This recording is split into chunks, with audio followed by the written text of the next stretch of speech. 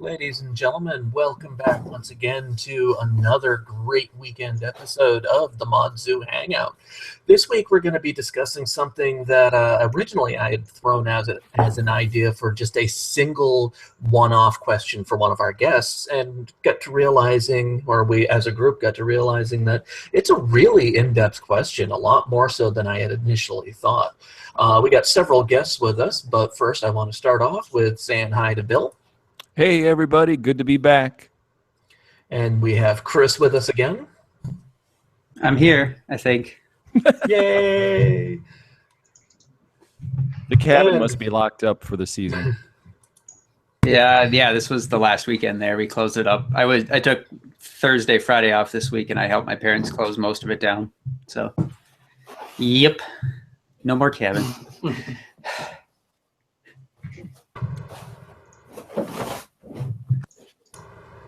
So, Bill, you want to introduce our guests for the show today? We've got an awesome roundtable of returning guests. These are guys that are on our A-list for returning guests.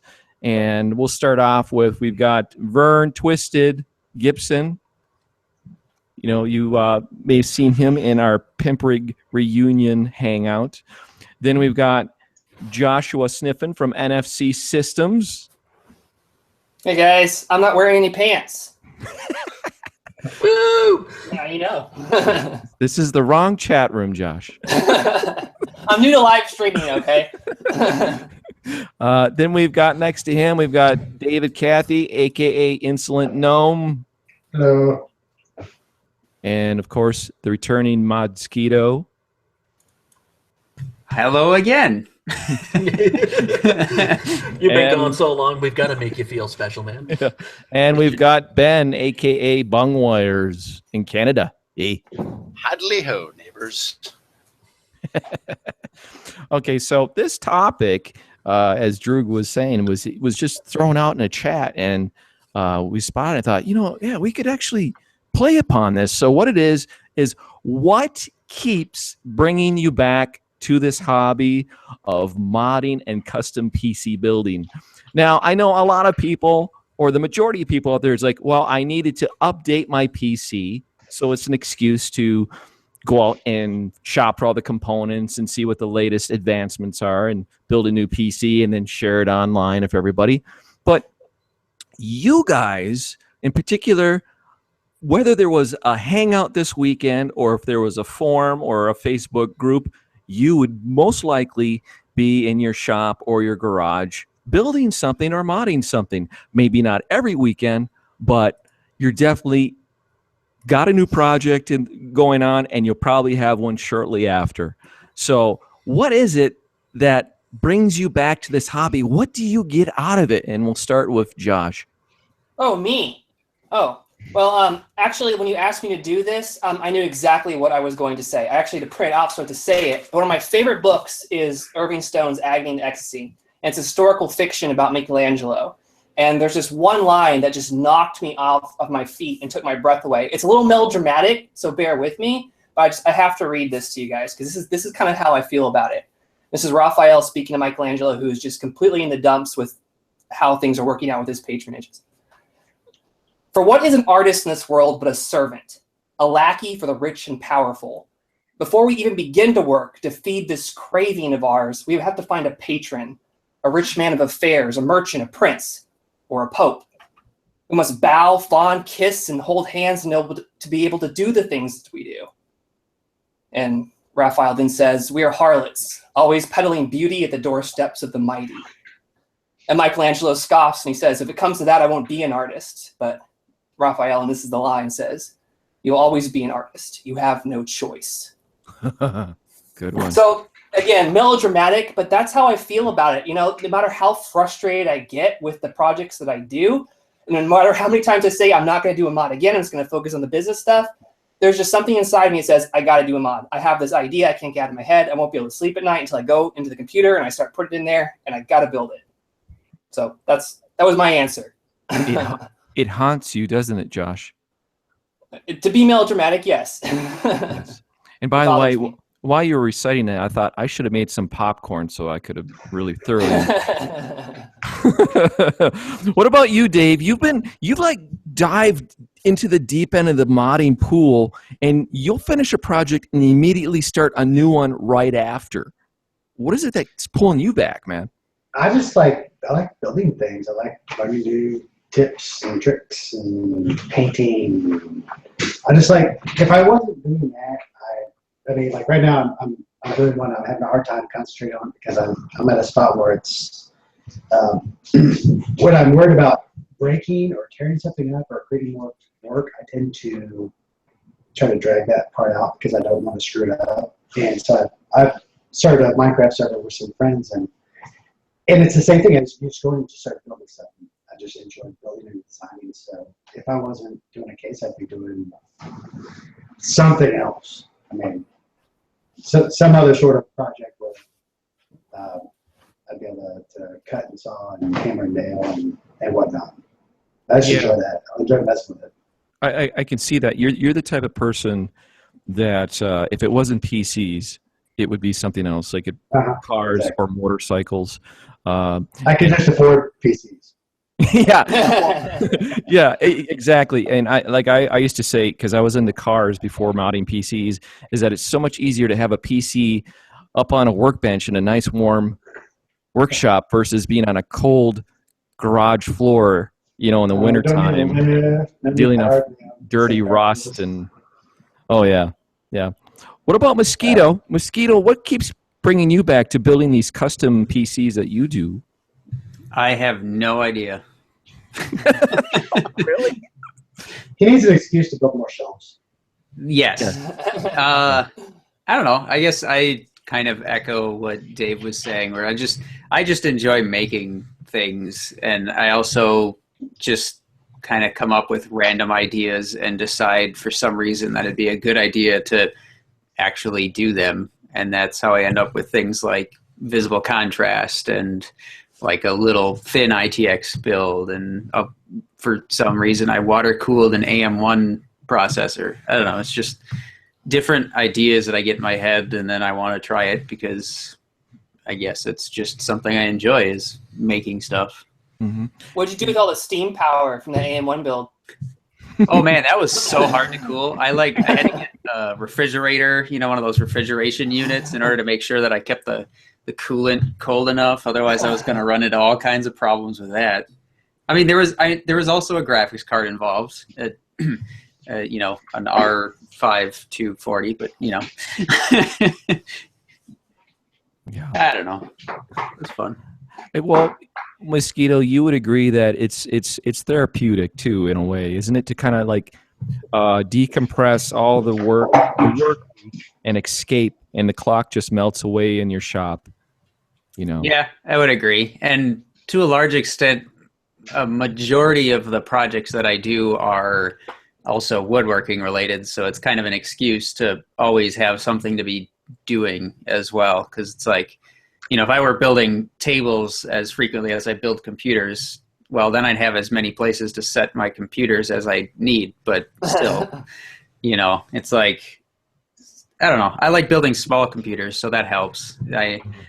In the basement, it's kind of the land of forgotten mods, I think, because I have probably 5 different mods just kind of sitting around on different shelves, because it's like, I've run out of TV screens to hook them up to. Well, that reminds me of Jeffrey Stevenson. You guys all know Slippery Skip, that builds scratch-built ITX systems. And there was on his Facebook, he's got a fan page for Slippery Skip. I think it's Slippery Skip Designs. There was a photo that he had taken of all the PCs that he built in his hobby. And the first thing I thought is, coffee table book, you could like publish this coffee table book of all these PCs. How cool would that be? So yeah, there's nothing wrong with displaying past builds up on the shelf. Unfortunately, sometimes the unfinished ones haunt you when they're up on the shelf, and you feel a little guilt and try to avert your eyes away from looking at them. You also got to build a method on shelves, so it's kind of my problem. Yeah, that's another thing, is you need really good shelves too with some of these towers. So we've got bung wires. What's kept you? You've been around for a while. What kept you bringing you back to this hobby? Oh, your mic's cut. Rung up button. Okay, there we go. First of all, thanks for having me back. This is fantastic. One of the things that I thought about when I was doing some research about this was I really appreciate people that say you can't do that, or the negative, nah, that'll never work out. So that's one of the things that I always go with was someone says you can't possibly do that. You might labor over it for weeks, but eventually somehow we come across a solution for the problem. And that's one of the things that for sure keeps me kind of rolling in this. I'm always amazed, but I never thought Dave would make this crazy gargantuan thing that came off the floor. And it was like, are you kidding me? You modded like a beast. That's not even a case. It's a beast. But so I mean, like those are the kinds of things that for sure keep me rolling in this industry. And even though I'm like kind of I'm not in the moment right now building something. But yeah, I follow along and I love it. I totally love it. Yeah, you're like the individual that was with us that showed up at the last few minutes last week, loose neutral, and I would describe him as like our booster bus. If you're not working on something, you're always around to encourage us to keep pushing it and like, that looks kick ass, good job, and it'll be like you're cool in that you've posted like one update on your Facebook wall, and Ben will be the guy that will show up and say, yeah, man, that's pretty cool, and nobody else will respond. That's pretty sweet. I did, if it's okay, I just in tune with the you can't do that thing, and because it's been mentioned a couple times in the last few Hangouts, I did have one thing behind me that I need to show off, and that's the Admiral. What are you doing with it? So actually, if you look right beside me here, this is an Admiral. Yeah, that's an Admiral. Did you know those from gas? It's been running for a year and a half, maybe longer, 24/7, gold. Okay. So it's a great example of what I was saying about how you can't do that, or that's a piece of crap, or all you need to do with the Admiral is get your friend Daz to give you all his end caps that are faulty. That was actually the real huge problem with this. If you look at the end of this rad, it's got these injection ports, right? It's ridiculous.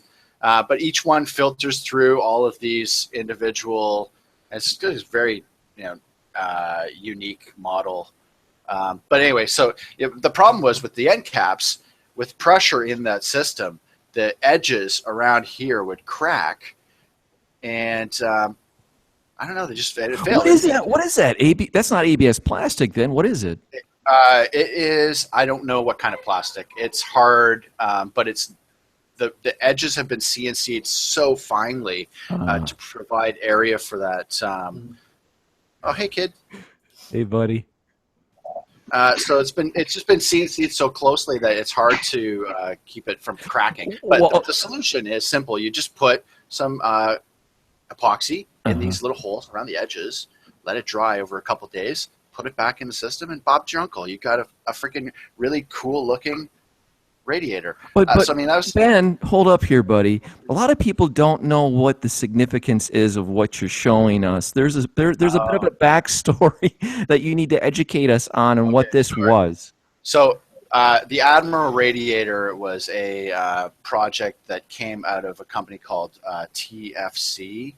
I don't know what the phaser company. No, Fesser, right? And a lot of people, I'm pretty sure Daz included. He's kind of always just sort of hinted around this to me personally, but I think Daz spent a little bit of money helping invest with this company. This radiator off the market. In fact, I have the performancepc.com version. So they were obviously ready to sell this to all kinds of people. So you have a prototype that you're... I think so, yeah. Daz actually, because I showed up at his shop one day after I had showed him how I was going about fixing this, And he's like, oh, you know what? I've got these in my back closet. Just take them. Just take these prototypes. Yeah, enjoy. Get rid of this. Take these controversial prototypes. Yeah. Because there was a bit of controversy about it because of the investment that went into development of it. Sure, and $1,000. I can't tell you how much it was. Not privileged to that information, but brand new BMW sedan is about what you're holding in your hands there. Oh, from what I heard. Sounds about right. Yeah, from what I heard for the development costs, yeah. Yeah, so I mean, stuff like this, like always piques my interest. It's unique. It's fundamentally flawed, and with like an actual, like a 15 or 20-minute fix, if you know how to pour a little bit of epoxy into a rectangle, you can make this product work. And unfortunately, the company died. And we'll never see it again. And I don't think anyone. I would think, fortunately, the company died. Yeah. After I heard some of the stuff about the company later on. The Phaser Company. Yeah. The Phaser Company. I just remember their website. Yeah, it was that they played techno music. There's. Yeah. Yeah. So they were German, though, weren't they? They were German. Yes, it was two guys. I don't recall their names. I could find it easily, but in any case. Cooling. Yeah, pretty much. But what Bung Wires has is really a piece of modding product history there, because it was going to be the very first modular radiator on the market. No, it looks like the Airplex modularity. What you're holding now? It does. Yeah, for sure. Totally agree. And I don't know if they took that back from them or if they just decided that was a great. The other problem is, for me personally, I can't tell you for sure that this design is better or more efficient as a cooling unit than any of the other hundreds of radiators that are on the market. Mm-hmm. All I know is I can tell you my PC is still running 24/7 after all these years. So. Bung, now that you mention this and you showed me the logo, is that why you deliberately weathered the side shroud on the one in your build so you wouldn't see the name anymore? Yeah. Okay, that's cool. And it works. I like it. All right. Thank you. So finally, we've got Twizted over here. And, Twizted is the guru of the PCB boards and lots of electronic stuff. I've actually called upon, just an FYI, guys, if you have some type of electronic-oriented like control system, if your imagination is floating beyond your capabilities when it comes to creating electronic stuff, this is your guy right here. I've used him several times for different projects over the years. If you need to call upon, like Vern, some examples of some of the stuff that you can do for modders.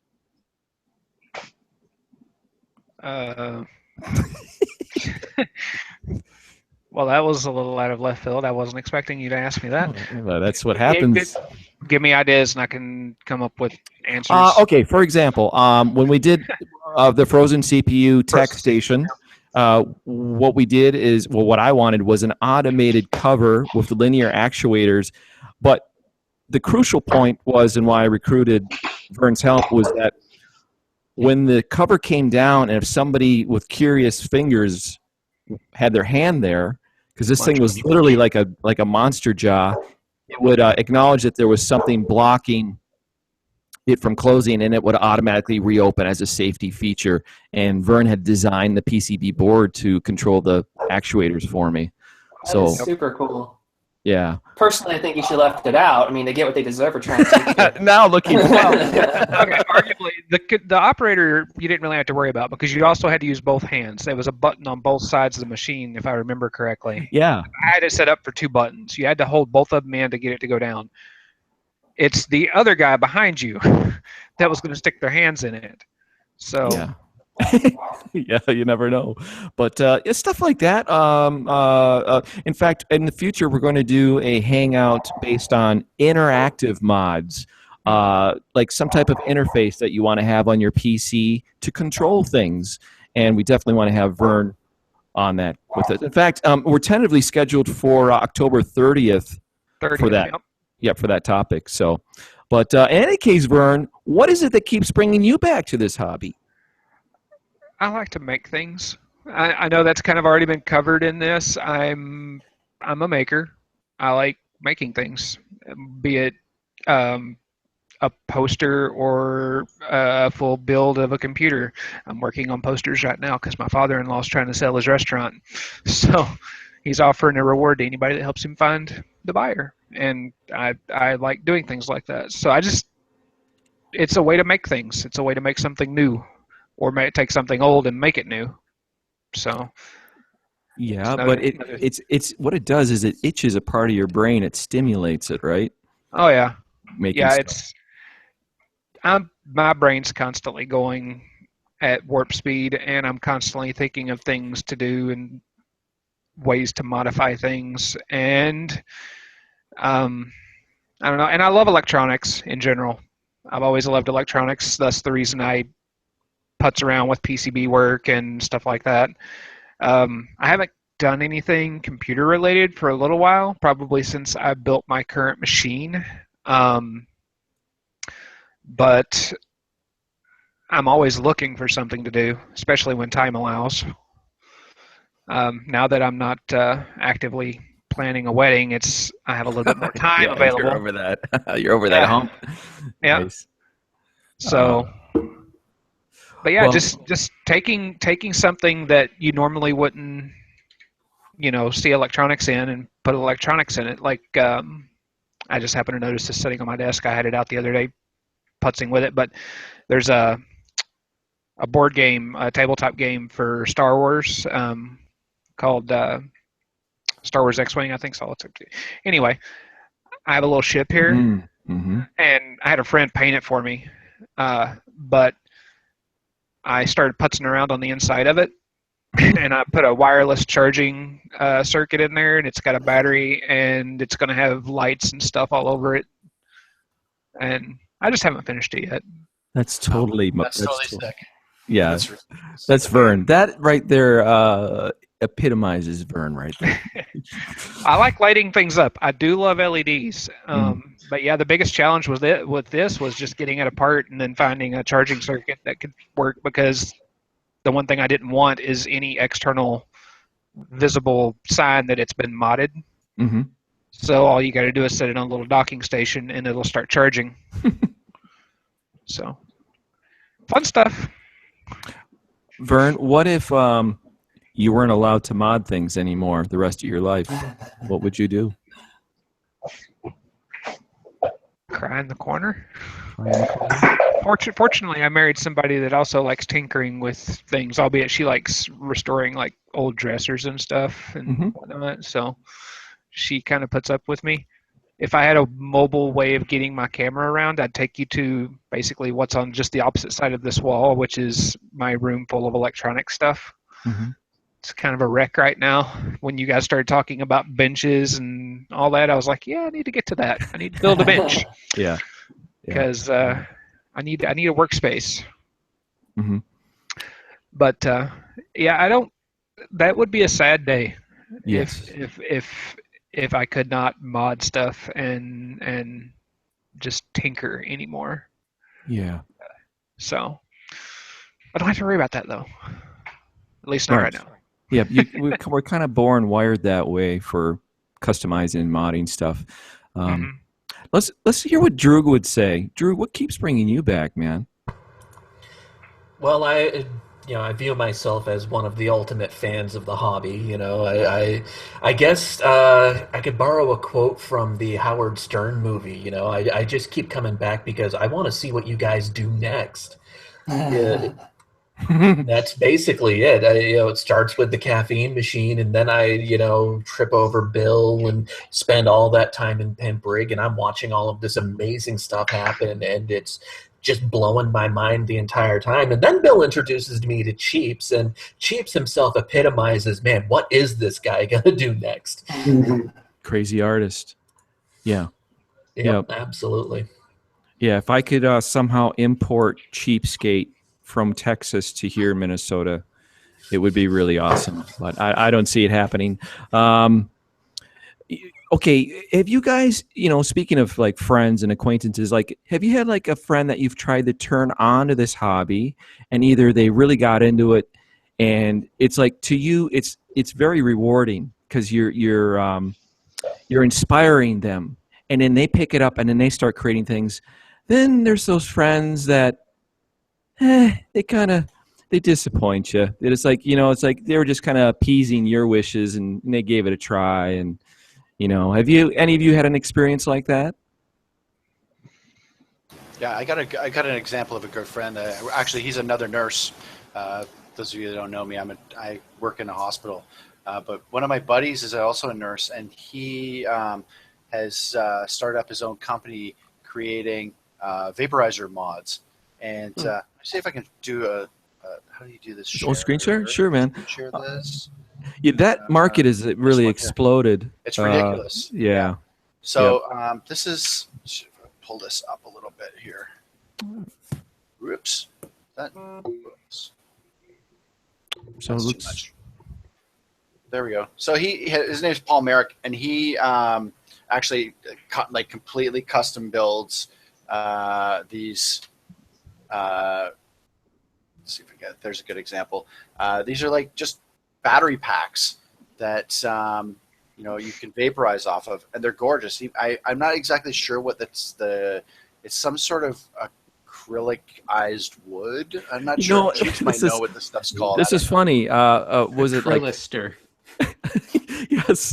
3 weeks ago, Stu, our Madzu staffer, Nubasaurus, had shared this website, and I shared it when what a previous Hangout. But there's this. You can buy these blocks of this acrylic that's got the swirls in it, and they're fairly cheap. They're about like 1.5 inch by 1.5 inch OD, and they're like $10 a block, and the block is like 12 inches long.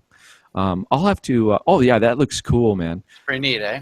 Yeah, so I mean, he's a great example of someone who I would show up and say, "Yeah, man, like 3 years ago, what were you doing, putzing around, doing nothing? Now he's going to turn this into a company, right?" So, props Paul Merrick, you're awesome, that's my awesome guy.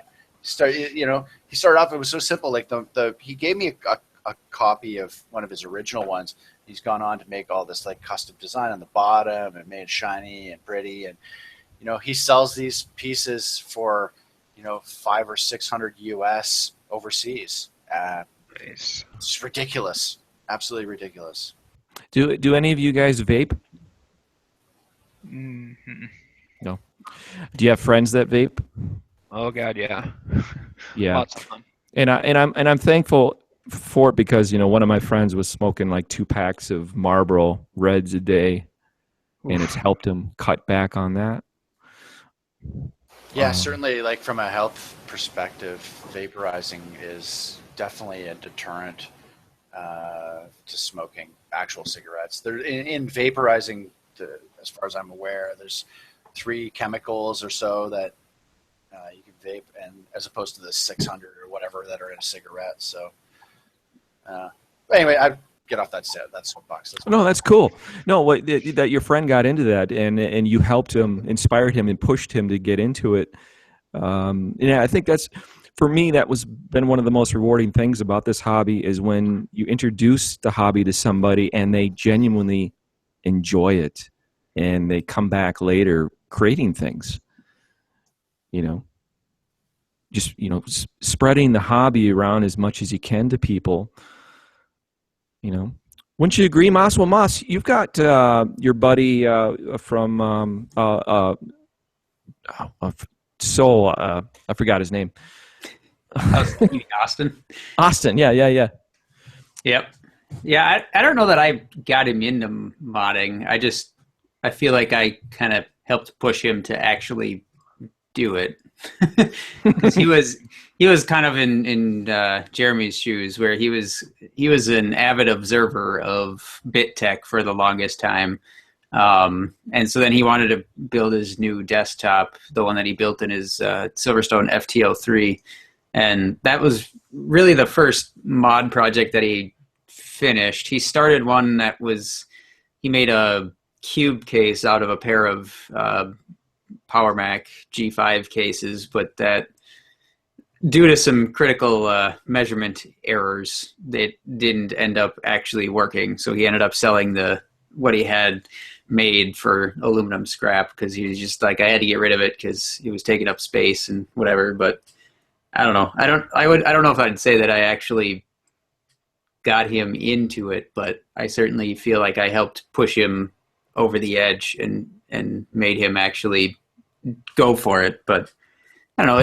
it's fun to have friends to be able to talk to about the hobby. Even if they don't do it as often, it's just nice to be able to talk to somebody that gets it. Because it's like, I have a common saying, it's like, my wife doesn't exactly get it, but she understands. It's like, you don't have to get it to understand. Right. It's like whatever gets you away from me for a while. Pretty much. That's kind of the way a lot of our conversations go. It's like dinner time. Okay, we're done with dinner. Now what? Well, I'm going to sit and watch some TV and read a book. Okay, well, see ya. Yeah, I'll be in the workshop. Yep. Put the shop back. Somebody, I was talking to, there's this guy I met through Brad, my painter, that does carbon fiber fabrication, and he specializes in repairing racing bikes that are made from carbon fiber. And we were texting each other. We were talking about hydro dipping and stuff, and then he said something like, is your wife at the shop with you? And I started laughing. He's like, what's so funny? And I go, just the idea of my wife wanting to come to the shop is just, I don't think she's stepped foot in the shop for maybe almost a year. So, I mean, and in some ways, like when I first got the shop, I thought that she would want to come over here more often. Like, hey, we could go to the shop. No, that was dreaming too much. But it's a reality is that she understands that when I'm in the zone, I'm in a different place, and she doesn't necessarily want to be around me because I'm focused on stuff, and that's how it is that I get, time melts away when I'm working in the shop, and it really wouldn't be fair to her, because I wouldn't be paying attention to her, I think my wife actually appreciates it because it just keeps me out of trouble. Yeah. I could spend all the time I want putzing around in my shop. But I'm not off somewhere messing up or out at a pub or something like that, getting hammered and doing stuff with whatever. So true. Yeah, my wife's terrified of my hobby. That's amazing. Yeah, it must be those Airplex modularities you're just talking about that are sitting on my desk. Does she's not interested, or is she just like, or what? I don't think she's interested. She loves me, absolutely, right. But me buying computer parts is just the most boring thing in the world to her. Yeah. Josh, why don't you share again what your channel is for anybody that's watching so they can check out, because like I said, you had just released 3 videos this last week. You're really pushing out the content. Put me on the spot. I think it's /NFC as in not from concentrate. It might just be not from concentrate, but I don't know if I had to apply to get that tag and it's just random numbers. But if you search for not from concentrate on YouTube, it will pop up. Should pop up. Cool. But thanks for you now you had just released your case finally recently, and so is there still some available if anybody's interested? Well, thanks for pushing that too. I'm actually coming up on the second big run, and there's a few spots left. So if you want one, you can email me. I also want to talk real fast, not to push the product, but I'm trying to raise money for the victims of Hurricane Matthew. So I have some special edition S4s that are very expensive, but all the money goes to the relief effort, and there's a bunch of different charities that you can donate to, and you get an S4. So you can email me about that if you're interested. They're expensive, though. Is that like is it polished or plated? This is hand polished. Hand polished. Hand polished, yes. A redneck in Mississippi spent 2 weeks doing lots of beer breaks, but wow, dude, that's a lot of work, man. I've been there and done that. That's like I said when I had polished out the side panels of the pimp rig, which I watched the entire video box series of the Planet of the Apes that week. I totally believe that. This is interesting. What I'm going to do is pull up the site that when Ben was showing the vapes, the swirled blocks that he used, which Mosquito had reminded us is acrylolester. Let's see. And the site is, if you guys want to check it out sometime, it's Wood Turnings with a Z, woodturnings.com. And this material is called Inlace Acrylolester. But it's really cool. And I can see Josh totally using this for some type of build. I've been wanting to do that, mix the epoxy into the blanks to do that. I didn't know you could just buy them for way cheaper than the cost of the epoxy. Yeah, I've seen the epoxy. Yeah. Well, Dave's got experience actually creating cool molds. Yeah. Oh, they've got tons of options too. These would make nice pins and flutes. They need something that's bigger. I wonder if I could just saw them up. Like 2 foot by 2 foot by. Like replacement bezel and radiator grills. Yeah. That's a great question, is to see what their capability is for how big they can go.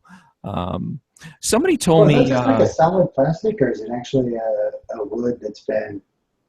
No, it's acrylic. It's all resin. Acrylic resin. It'd be pretty easy to do. Yeah. I would assume it wouldn't be much different than like those side panels you were working on, Dave, where you just had to pour the whole thing. Yeah, you just got to find the right material where it doesn't, like the slower shaded material will leach all the colors and stuff, but if you find something fast, it doesn't. Well, Inlace, I can't remember exactly what their website is, but Inlace is the company or brand or whatever, and you can actually buy the individual resins from them. I was seeing on their website. So you could have bigger ones.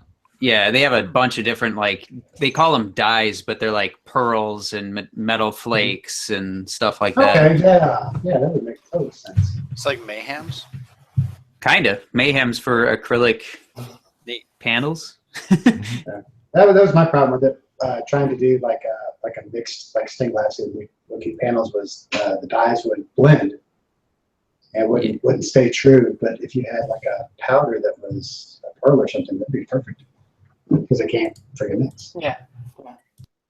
Huh. Yeah, that's pretty cool stuff. Somebody told me that somebody's also making pool cues, the handles for pool cues with this stuff, which makes sense. Yeah, so yeah, that's pretty cool. So what we can do, guys, is since we're doing a screen share and we went through that, is we can do the Monkey Wheel of Misfortune. I'm not sure what this is, but it sounds ominous. It can be fun. Yeah. Okay. So. Oh, Bill's screen share went away. Wrong button. Saved. That was one of the options on the wheel. Yeah. Disconnect Bill. There we go. So what this is this wheel is a collection of questions submitted by ModZoo staffers, and it's some interesting stuff here. I think when we did this last weekend, there was a little bit of fear of maybe burning bridges, and people didn't want to, answer questions honestly or just pass it on to the next person. I've removed some of those questions, and they could reappear again. But what we do is just we're going to cycle through all our guests. I'll spin the wheel and read it, and then you answer it. And maybe if it's a really good one, we'll share it for everybody. But what we'll do is we'll start with bung wires on the end. No whammies. You're forced to use main gear or CyberPower PC as your main PC. Okay, well, actually, this is the easiest question. Main gear. Well, so I'm a little out of touch. Probably main gear or CyberPower PC. Either one of those are Dell or HP or. No, they're independent. I don't know. Main gear. These are like boutique PC builders. Yeah, And, okay, I get that. So I'm just gonna say main gear because that's the one that I recognize first, and I don't know why. I'd say that's a very good answer. I It's valuable recognize the marketing name. data. Yeah. Are you from Canada? Yes. That's valuable marketing data. There you go. So surprise, I know one of those two. Cyberpower is the one that copied Mosquito's LCD panel idea. Oh, I was gonna say that's what I would have gone with, just to see. That way I can be like, oh, that way I can actually see how they copied it. Oh yeah, you can buy another one. Okay, sure. All right. Well, speaking of Mosquito, let's go on to Mosquito next year.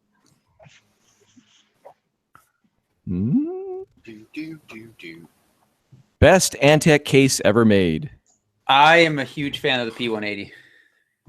That's P180. Yeah, I had that case. I had the P180 Mini or the P180, the small version of that one, the Micro ATX version of that one, and I love that case. I had that case for probably 5 or 6 years as my main desktop case.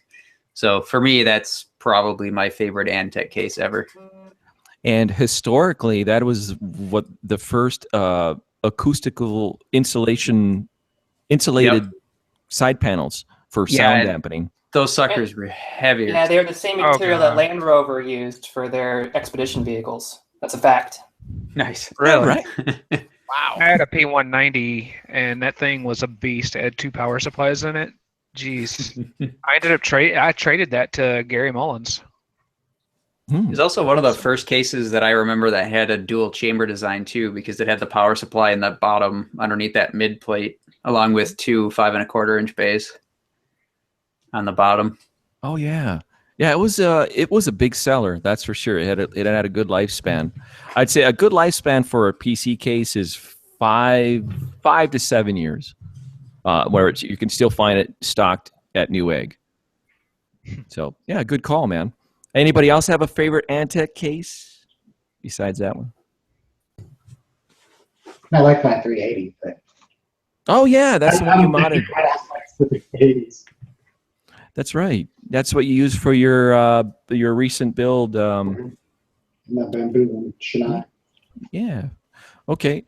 How about you next, Dave? Let's see what we've got here on the Wheel of Monkey Misfortune.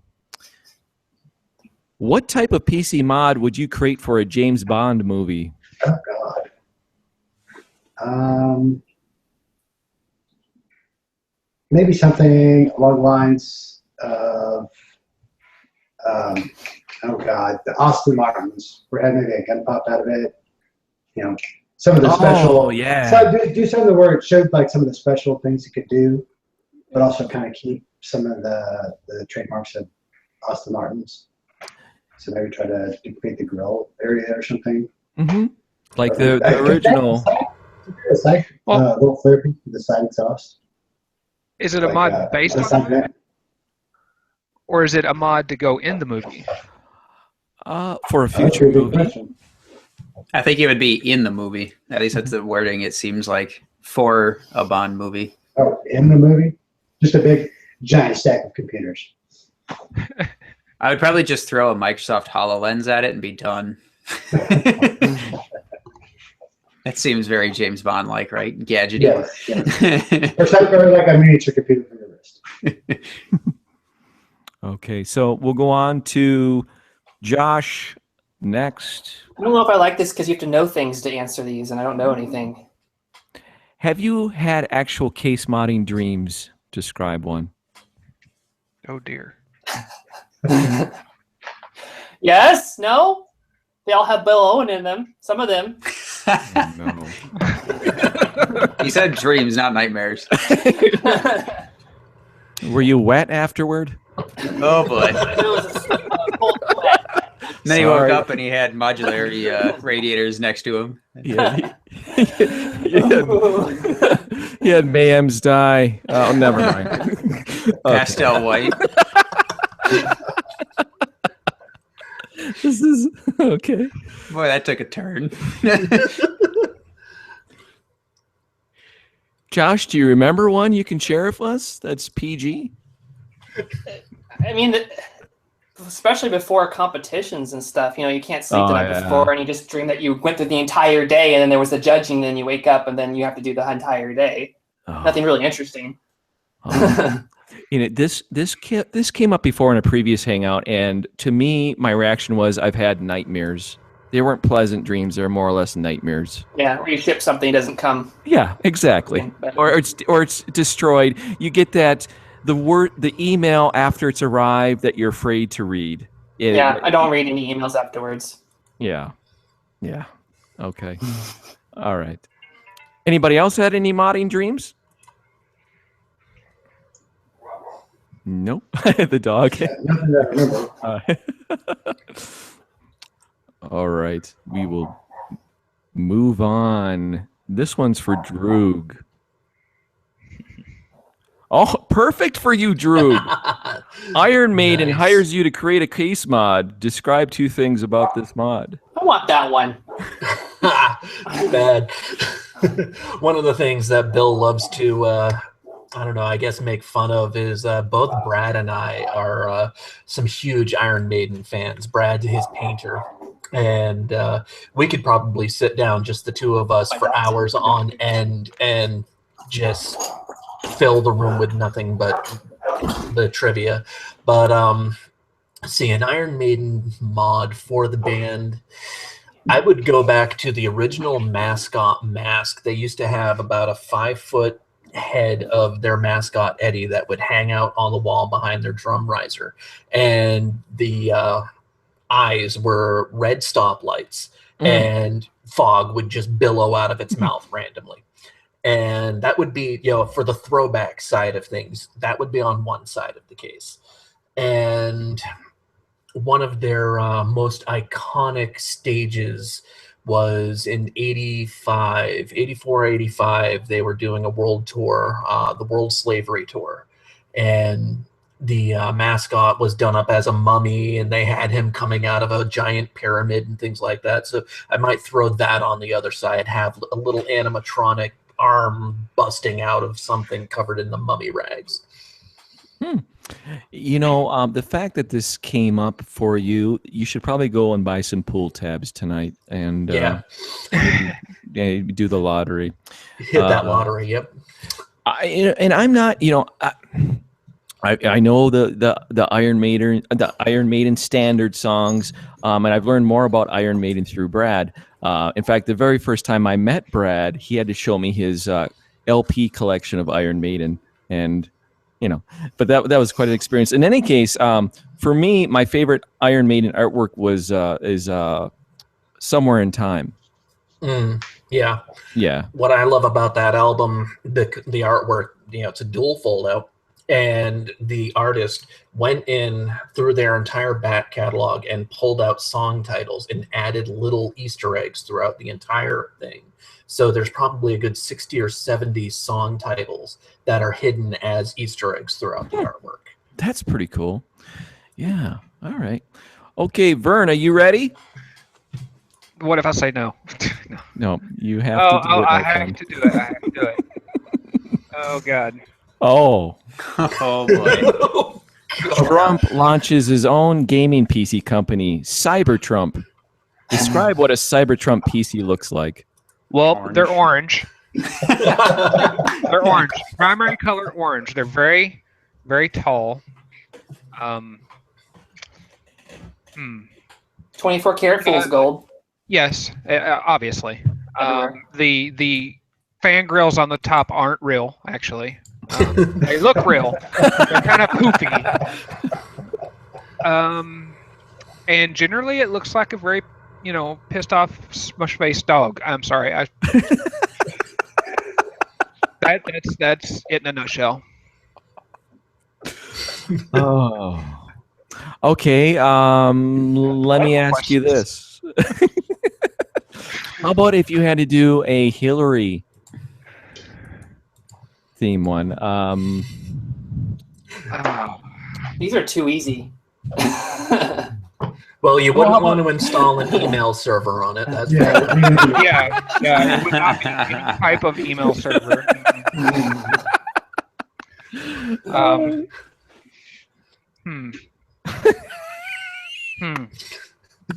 Well, One panel just says "hack me."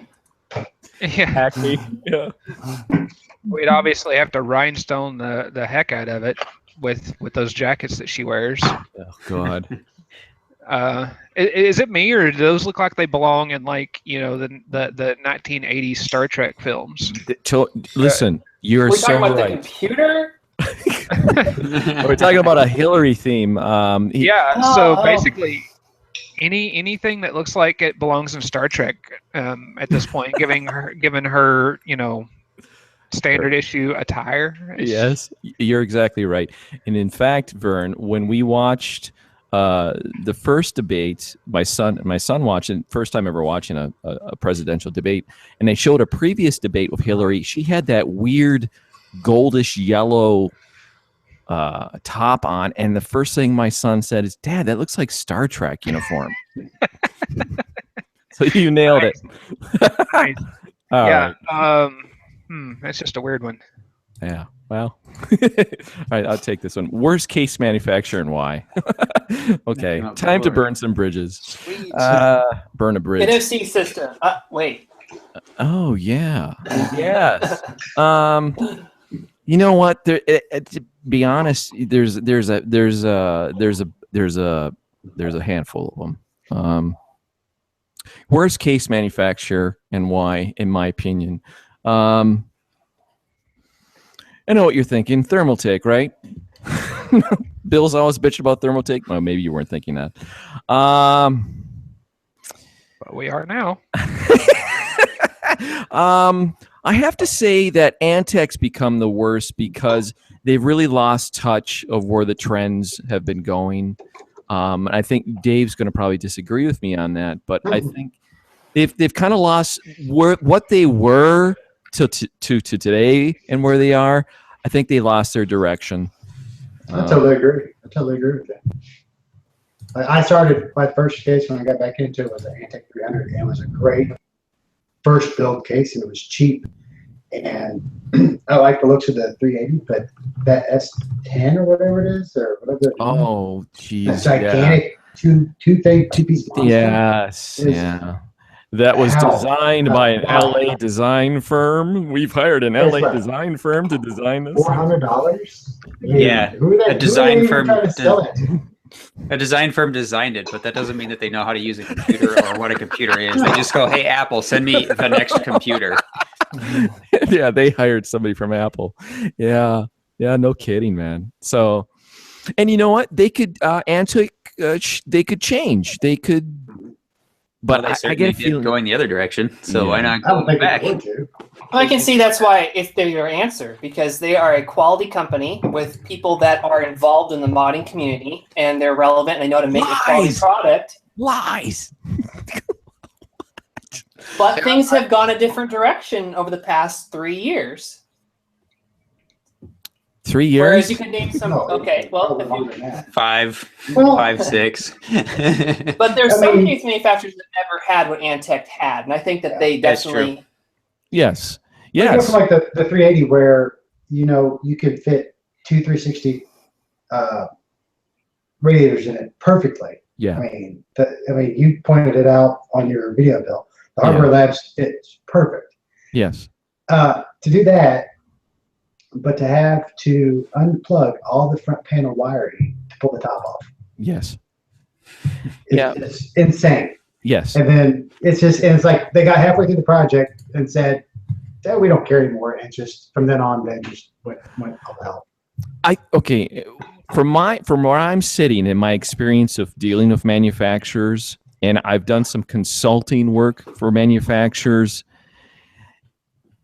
what I've experienced is the individuals that are doing the product design aren't necessarily, when they get a prototype, putting a system in it. They're more or less kind of trusting what they've done. They're putting a lot of trust into the individual that actually did the design and the engineering of it, and that may be only one person.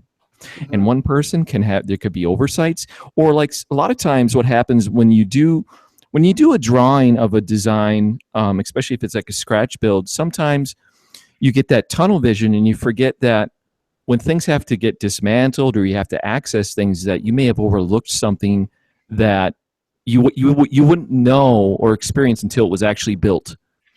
And that's what happens a lot of times. And I think some of these companies, and now a lot of these case manufacturers aren't necessarily designing these cases in-house. A lot of them use somebody at the factory that makes cases for a bunch of different companies. They hire them, or it's a design that the factory's already done and they offer to manufacturers. Like, for example, we'll say Bitfinex, okay? Bitfinex deals with one or two factories in China, and they may go to Bitfinex and say, hey, we've got 5 different designs we've already done here. Would you be interested in us branding one of them and making it for you? Where Bitfinex really had no input during the design process of it. And that's very common. So I think a lot of times, when Dave's talking about the Antec P380, is that nobody really, after they got the prototype, may have a collective group of people didn't actually like dismantle and like see what things you can run into as a user. So, and you got to watch for that stuff. And of course, it requires more staff to do that. And sometimes these manufacturers are under deadlines to get their new design out for the next quarter. So there's all kinds of things going on there. Do you guys want to do one more run of this and we'll call it a day? No. How Just about one more we question do... for everybody? Yeah. Not one question per person, just one question that All everybody right. answers. That sounds good. Okay, the next one is for everybody in the Hangout today. I hope I don't regret that. Oh, easy one. Newegg awards you $500 coupon. What do you buy? A $500 gift card, so I can figure it out later.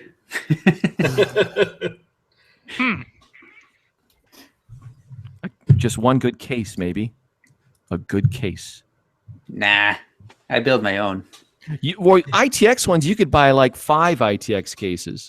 Or one really You can buy expensive one. 10. You can buy 10. One in-win. Yeah, it's about a third of an inline Yeah. of a good inline. Guys, don't go to my website. Or Case Labs, other one of my. Well, I've been saving up for some M.2 or some of the like super low profile SSD stuff. So I probably look at storage. $500 of storage is pretty good, man. Can you get a PCI SSD Express for? Yeah. I think that would get you like the Sammy 950 M2. Yeah, Mhm. the Pretty decent 960 is now available for pre-order on some websites, and you get a 1 terabyte drive with 3,000 write. 3,000. How Or much? 1 terabyte. 1 terabyte, $500. Oh, Wow. I'm in on that. Hell yeah. The corporate version is available now. It's like the SM 960. Someone in the chat's probably going to call me out and say I'm wrong. But it's the 960 Pro is what the consumer version is going to be.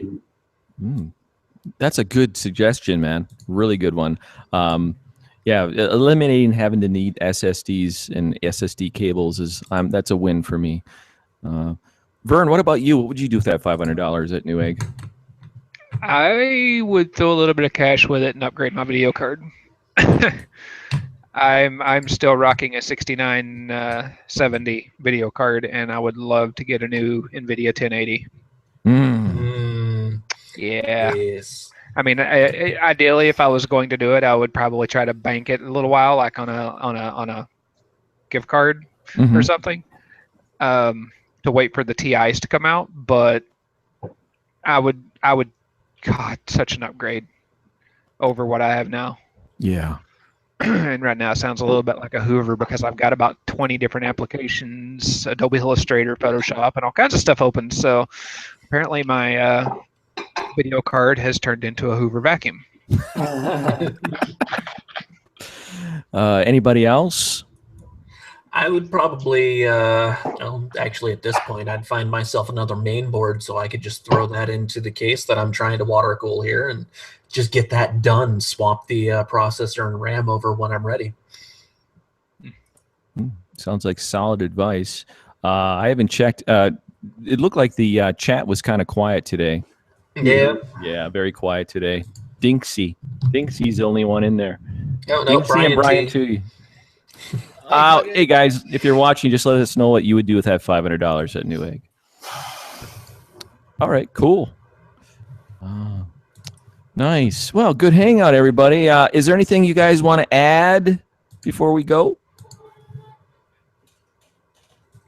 Go Pack, I go. think that, Oh man. I thought it was interesting that we all had the same answer, really, for the first question.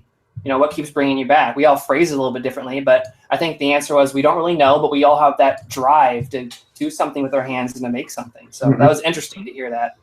Well, I mean, if you don't have that, if you're not a maker doing a mod or something like that, it's not going to interest you anyway. You're not going to enjoy it. See, I figured Bill's answer was going to be something like Abby needs braces or Yeah, that's something true. along those lines. Jack needs a car. Both like- kids need things, no doubt. And I have coming back. I have my wife has a debit card connected directly to the account from MPC Tech. So, And Bill doesn't. What the hell? and I'll tell you what, some advice, guys. Never, ever look to see what your spouse or your fiance or girlfriend is buying with your money. Just don't do it. And you'll be great. You'll be very for years.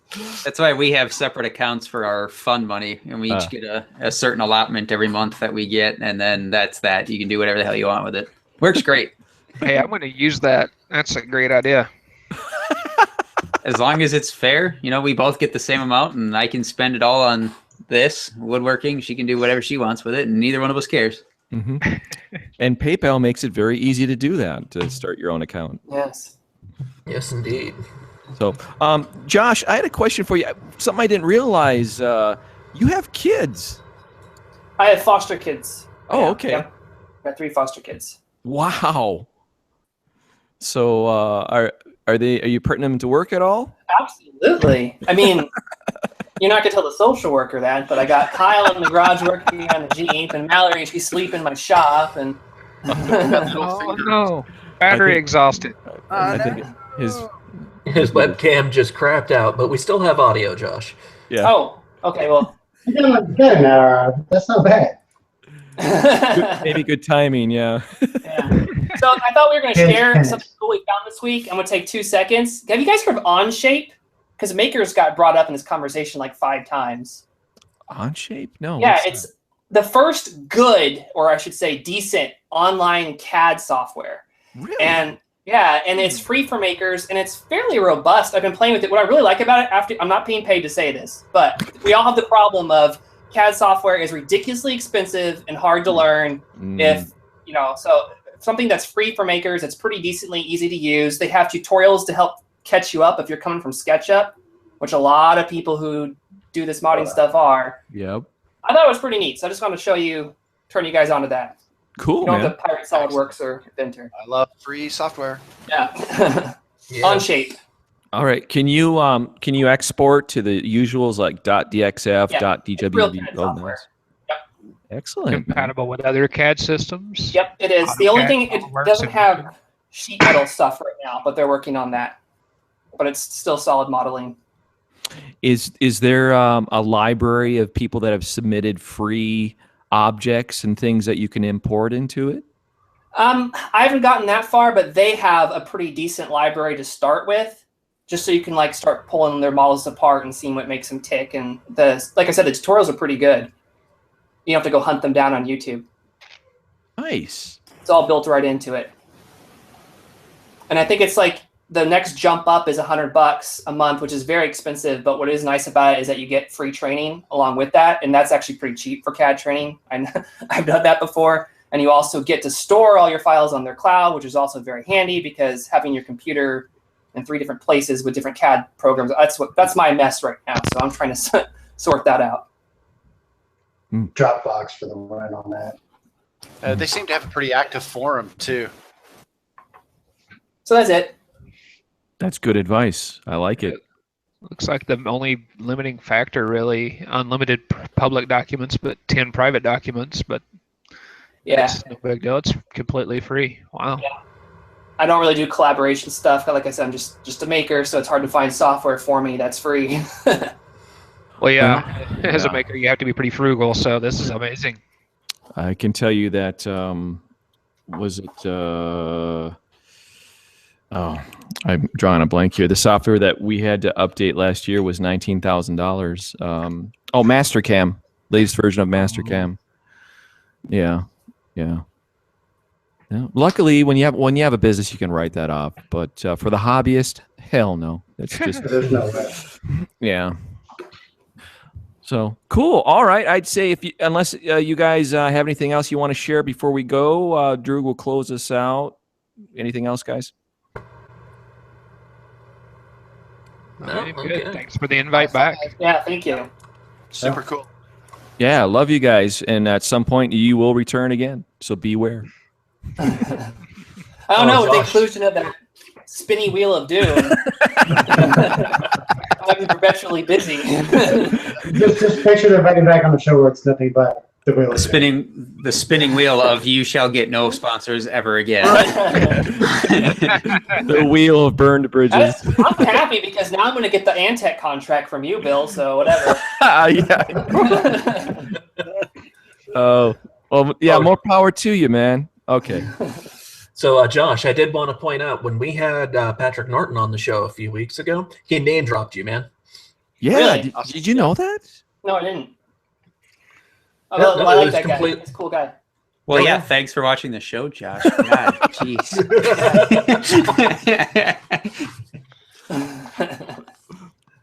Dude, you could actually find that episode and isolate that moment and use it for marketing propaganda. I will.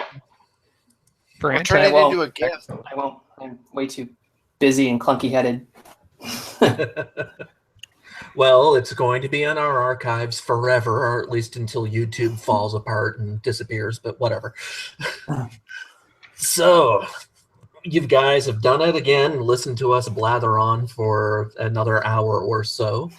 Loving our hobby. It's a great hobby to be in, and so that's why I'm going to say to you guys, get out there, find that one thing that's pissing you off, fix it, change it, make it yours, cut it up, paint it, whatever you do.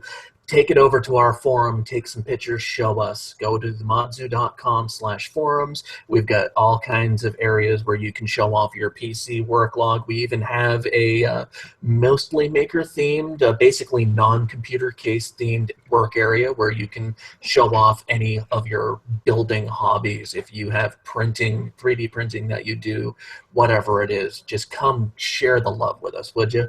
Facebook.com/themodzu. On Twitter, we're at the Modzu. We have a Google Plus page, the Modzu. And so you can find us pretty much anywhere. If you have any suggestions for future topics, please let us know. We're, we do have our own limitations for imagination, and we do want your input for any of this. If you have any potential guests too that you'd like us to try to track down, that would be fantastic. So as far as that goes, you guys have a great week. We'll talk to you later. And again, go out and mod something.